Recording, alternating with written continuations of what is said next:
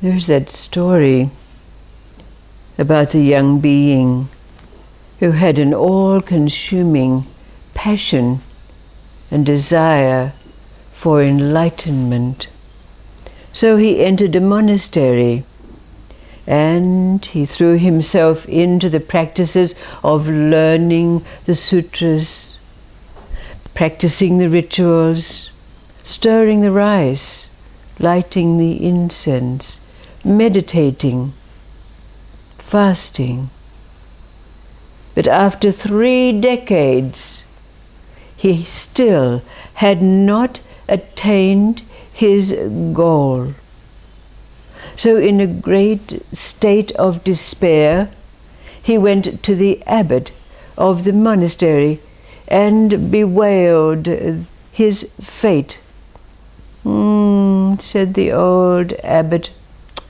Well, he said, you know, in the coming days, we are undertaking that week where we fast and undergo ascetic practices for the world. My advice to you is throw yourself with all your dedication into these practices, into these days. But if after that week you have not attained your goal, you better kill yourself. So with great determination, the young man undertook the week of very, very severe austerities that were required in this particular ritual. And after the days had passed, he still had not reached his goal, the fulfillment of his desire. So with great resolution, he walked up the long winding stairs of the monastery to the steeple tower, around which there was a parapet, and he walked over to the edge, put his legs over the side, and launched himself. And in that moment, enlightenment was his, but it was too late. And then there's the story of the demon, a demon who had an avid desire to have the power of a god. So he decided that he would go to the abode of Shiva. And Shiva, as was his normal practice, spent most of his days either in contemplation, meditation, or even in deep samadhi. But the demon set himself outside the abode of Shiva, and he began to undertake the practices, the austerities, the meditations. After some long while, in a moment when Shiva's eyes were opened, he said to the demon, I congratulate you on your dedication. And after all of these years of practices and austerities, you have won for yourself a boon. Tell me, what boon would you like? And the demon said, I would like to have the power that if I place my hand over someone's head, that they will immediately be turned to ashes. Oh, said Shiva, that's a very, very great power that you're asking for, but your austerities have been so great and so successful that I will give you your boon. Consider it done. So with that, Shiva was just sinking down into his state of a lotus position to fall back into his state of samadhi, when the demon reached out and was about to place his hand over Shiva's head. And Shiva said, what are you doing? This is not what you should do with this power that I've invested in you.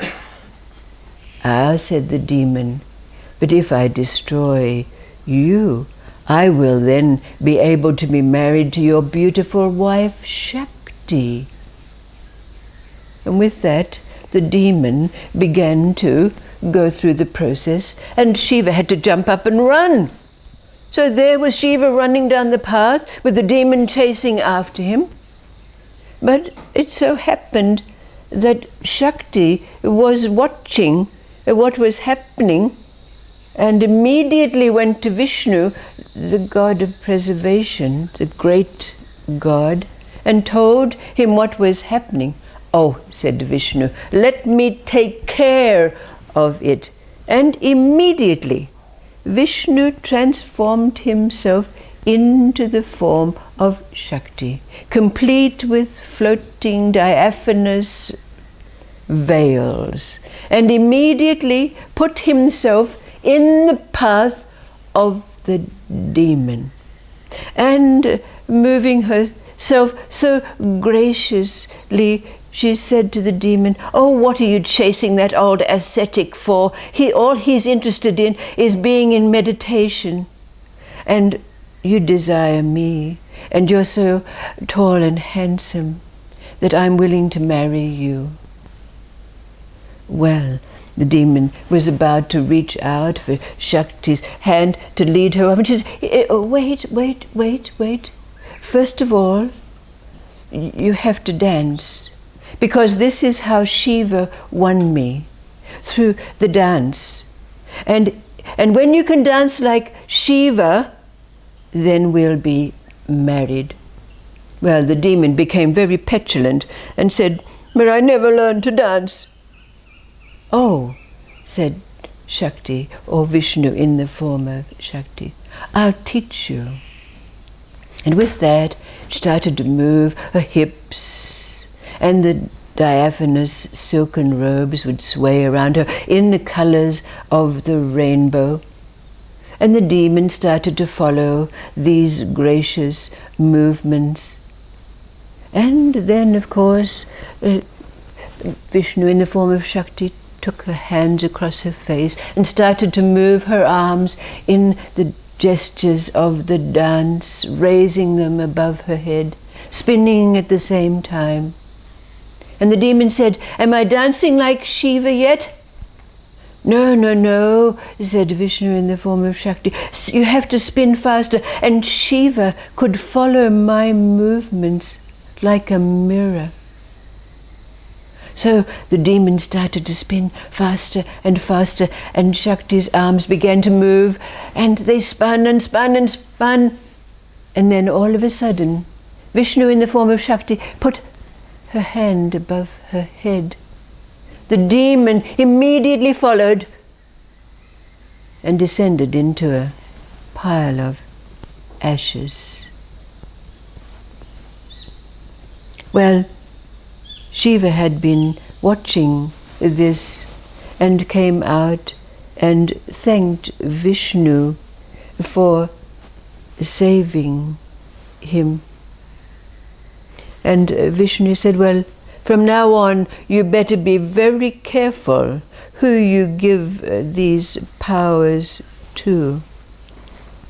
And Shiva said, well, I'm not worried because... And then he sat down and resumed his lotus position and went into samadhi. The question that's posed from these two stories,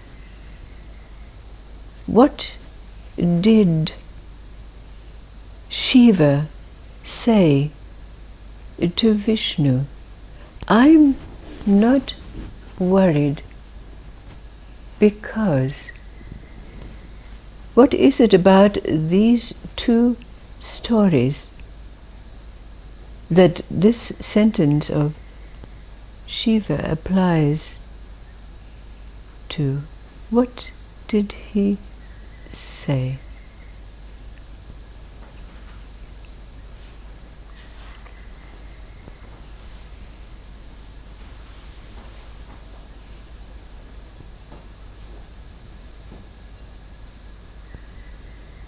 What is it, the common element in these two tales? It's the belief in what somebody has told you. Uh-huh. You take that on yourself and then it works for you. Okay, and what does that engender? I'm not quite sure where that goes, but it's something to do with that it's not given to them, it's something that they had and they have. Yes. They have accepted or become aware of under certain circumstances. Yes, but if we go deeper, what is the common factor between the monk and the demon? Desire. Desire.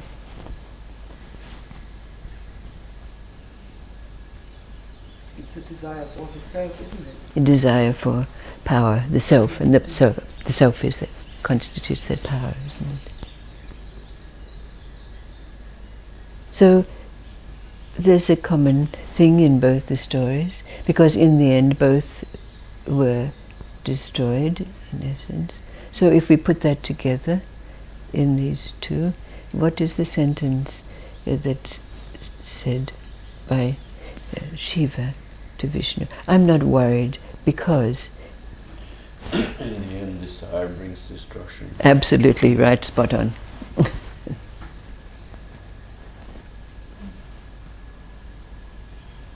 Because in the end, desire destroys, that brings destruction.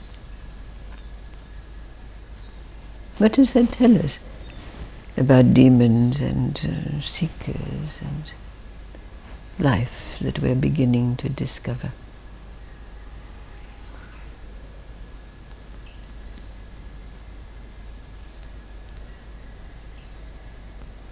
I'm not going to tell you because I have a few more stories up my sleeve.